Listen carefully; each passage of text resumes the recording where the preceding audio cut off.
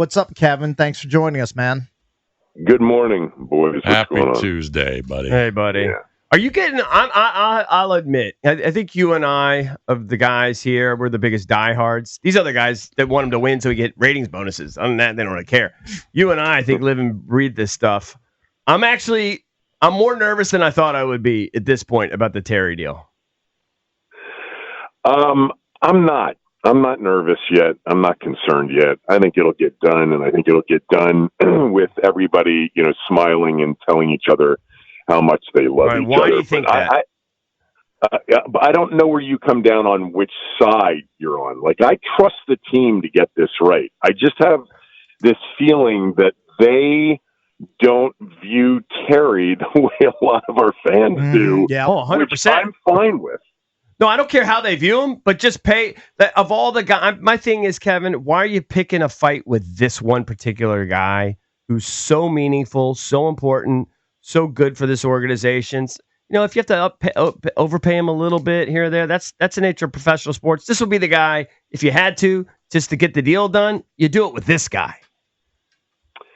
Yeah, I just don't know what those numbers are. Like, if they're truly lowballing him, I don't know why they would do that. And I would agree with you, but I don't know that. And, I talked about something last week. The Detroit guys, Newmark and Brandon Sosna, who, handles the salary cap, they did a deal just over a year ago with Amon-Ra St. Brown when he was 24 years old, where they paid him $30 million a year, just over it, and 77 guaranteed.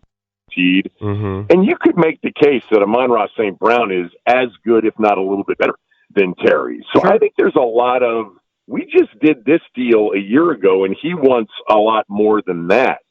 So, but again, I don't know what Terry's asking for. I don't know what they've offered. There's been very little reporting on this. I guess Fowler had that Washington was below 30 a year, but we don't know what the guaranteed money is. But yeah, I mean, I'd love to see him get it done. I want him to be happy and extended and ready to go. If they don't get it done, he's still going to play for the team this year. He's under contract. For sure. But it's just awkward, and they'll have to answer it every week. I just want to put it to rest. And Kevin, the most frustrating thing is, you mentioned Amon-Ra's age, 24. We see Garrett Wilson. He inks in New York. I think he's either 24 or 25. Mm-hmm. Like, if Terry were around that age, I think this would have been done already. But the fact that he's turning 30, like in the second week of the season, it really complicates things as far as term, how much guaranteed money he's going to get. It's the damn aging process is killing Terry more than anything.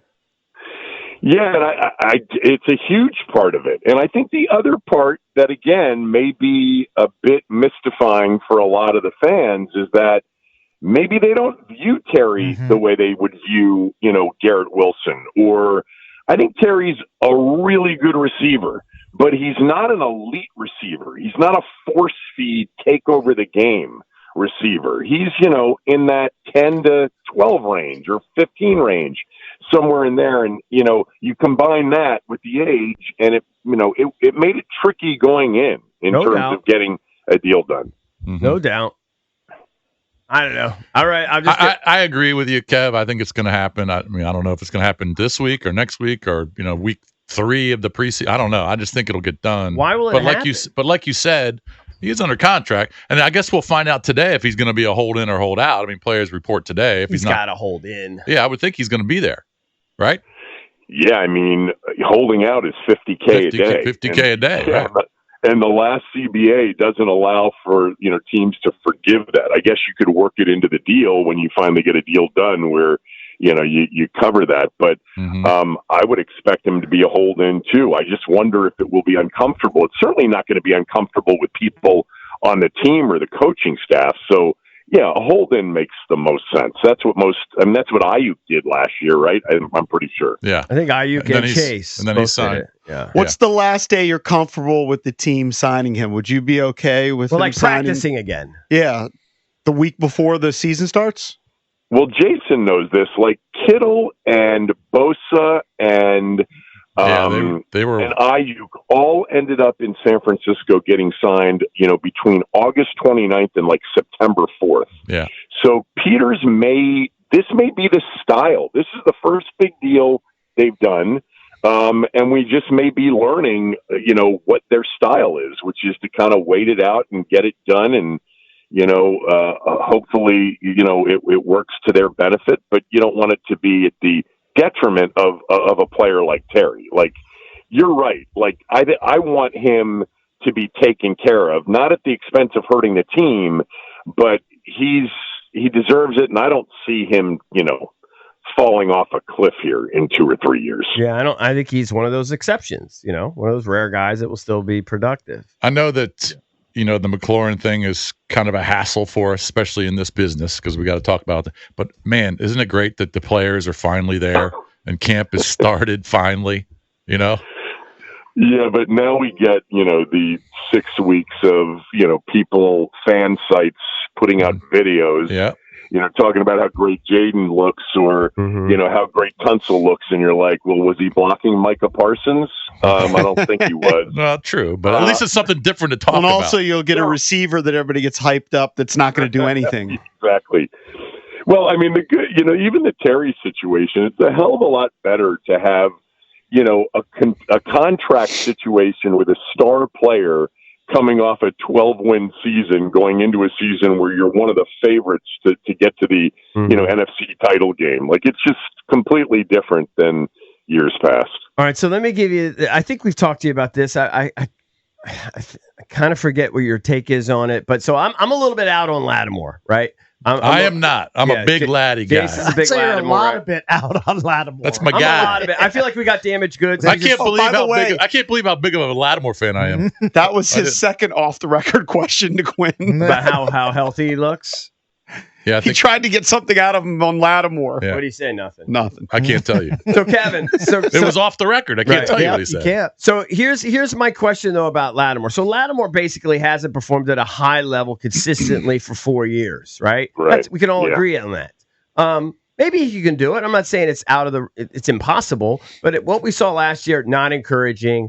I just think unfortunately we might have got damaged goods there. And yet Debo is in a similar situation, probably been a little bit more productive these last few years, but who knows? And yet people expect Debo to potentially, some people, get back to, like, they say Debo can't do what he did 4 years ago, but Latimore can. Like, I don't understand the disconnect on that one. Like, I actually think Debo will be pretty good. Latimore, I don't know, but I don't know. I'm with you on Debo. Like, for whatever reason, I have a feeling contract year, he's got a chance in a Kingsbury offense with Jaden Daniels to have a big season. The Latimore thing, I think I'm with you too. I'm a little bit concerned. And it's not necessarily that he hasn't performed. He hasn't been healthy enough to perform really since 2021. Right. And that's the concern. He wasn't healthy when they traded for him. He wasn't really himself physically at any point last year. He got torched by A.J. Brown on multiple occasions. I have a feeling that they didn't get what they thought they were getting in the trade. I hope I'm wrong, but this is going to be, somebody mentioned to me, and I forget who it was. It may have been Logan Paulson who said, I'm not expecting Latimore at his best, but I'm expecting a guy that will fit in nicely. Well, that's not what they traded for. Right. They traded for a Pro Bowl corner. Yeah. So I wonder whether or not we'll get that. Yeah. I hope you guys are wrong. I don't know if you saw the ESPN, excuse me, the ESPN.com rankings. They ranked all of the rosters, all the starters, and they had Washington 7. Wow. They said the biggest weakness, though, we're kind of talking about it, is they basically said the safeties, because right now the schedule or the starters are Quan Martin and Will Harris. They lost Chin, and he was pretty good last year. So, I think Latimore's going to have a good year. I like Sanders still at corner, but the safeties, it could be an issue. They just have to be a lot better defensively. I mean, they won 12 games and 2 road playoff games with a bad defense and a really bad run defense. And they face, Saquon Barkley twice, and Jahmyr Gibbs, and Bijan Robinson, and Josh Jacobs, and Ashton Genty, and all of these great backs again this year that are lined up on the schedule. You never know if they'll, be healthy and ready to go when you get there, but they just have to be a better run stopping team. It's surprising how many games they won last year and it really speaks to how great Jaden Daniels was, that they were able to overcome that defense week in and week out, especially a defense that couldn't stop the run at all. They've got to be better there. To me, that's the biggest question mark heading into the season, because if they're not improved defensively, it's going to be hard to win 12 again. Yeah. Oh, yeah. Talking to I Kevin agree. Sheehan, host of the Kevin Sheehan Show on Team 980. You can listen to him from 10 to 1. All right, how do you read what's going on here between Trump, the name change, the stadium? We're going to have Mayor Bowser in studio on Thursday. How do you read everything? There were a lot of people all fired up. Most of us don't believe the name's ever going to change. Yeah, I mean, I would love it to change back to Redskins. I mean, I'd be all in, and it wouldn't matter to me who facilitated making that happen. But I just don't think it will. I think that ship sailed. I think there's too many reasons, about $26 billion worth of reasons every year that the league generates from its partners and its sponsors. And I just don't think that horse is going back in the barn, even though there are many reasons that justify the name, having remained and maybe even contemplating bringing it back. I just don't think it will, and I don't think anything in the last few days will change that. By the way, do you love Stephen A. Smith's idea of the Ravens and Commanders sharing a stadium? I mean, what a wacky that is. I just saw that before I jumped on with you guys. I mean, idiotic. Like, does you realize these are two completely different cities and they have two completely different fan bases, and actually the fan bases don't really like each other that much. It doesn't make any sense. That makes zero sense. And M&T Bank's a great stadium. What are they going to do? Shut it down? No. Like, I mean, I don't understand any of that. Beyond stupid. But that's fine. Again, God bless him. What a career this guy's having. Yeah. What a career. Okay. Good for him. I'd make $100 million making stupid comments. Unbelievable. I'm only jealous. I'm only jealous. All right. So man. So this is going to get resolved. Yep. The name stuff's going to go away. It is what it is. Can we when's the first preseason game, Case? August 8th. Huh? When are we going August to do 3 hours on will Jaden play in the preseason or not? Oh, yeah. Hold on. I haven't done that yet. Is he not going to play? Is that what we're thinking? We'll probably get a series on August 8th. The second preseason game, he'll get. So he'll play nothing in the first game. That's standard. Now he might get a series in the first. He'll play, and then the second one he'll get 3 or 4, and then they'll shut him down in the third. Because they only play 3. Yep. Probably. Oh, Yeah. What a nightmare. Kingsbury played Kyler in a lot of those preseason games, but and I don't know if that Quinn played Matt Ryan. He's going to play some. I would play think. a little bit. Okay, good. Yeah, good. All right, Kevin. Thanks for the time, man. All right, we're almost there. We're almost there. buddy. Yep, we're making our way. It's Kevin Sheehan from the Kevin Sheehan Show on Team 980 from 10 a.m. until 1 p.m. daily. Don't forget Sal Capaccio from Buffalo. He'll join us at 9:25. We'll talk Von Miller and more with him. That's at 9:25 here on The Fan.